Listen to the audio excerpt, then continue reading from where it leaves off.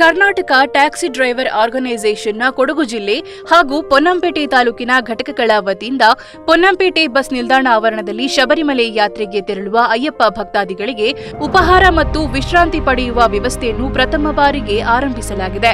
ಈ ಕಾರ್ಯವು ಜನವರಿ 15ನೇ ಮಕರ ಜ್ಯೋತಿಯವರೆಗೂ ರಾತ್ರಿ 9 ಗಂಟೆಯಿಂದ ಬೆಳಗಿನ ಜಾವ 6 ಗಂಟೆಯವರೆಗೂ ನಡೆಯಲಿದೆ.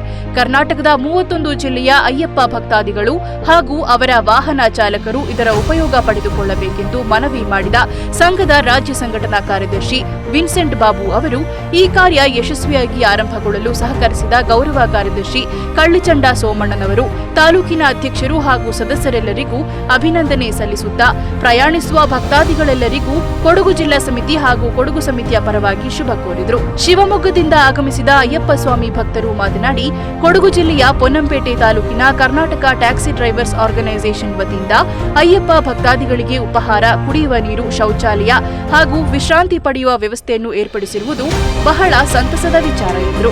ಈ ಸಂದರ್ಭ ಸಂಘದ ಕೊಡಗು ಜಿಲ್ಲಾ ಗೌರವ ಅಧ್ಯಕ್ಷ ಕಳ್ಳಿಚಂಡ ಪರಶುರಾಮ್, ಅಧ್ಯಕ್ಷ ವಿನೋದ್, ಉಪಾಧ್ಯಕ್ಷ ಅಖಿಲ್ ಶಿವಾಜಿ, ವಿರಾಜಪೇಟೆ ಹಾಗೂ ಪೊನ್ನಂಪೇಟೆ ತಾಲೂಕು ಅಧ್ಯಕ್ಷ ಹೇಮಂತ್ ಕುಮಾರ್, ಉಪಾಧ್ಯಕ್ಷ ರವಿ, ಕಾರ್ಯದರ್ಶಿ ಮಂಜುನಾಥ್, ತಾಲೂಕು ಸಂಘದ ಪದಾಧಿಕಾರಿಗಳು ಹಾಗೂ ಸದಸ್ಯರು ಇದ್ದರು.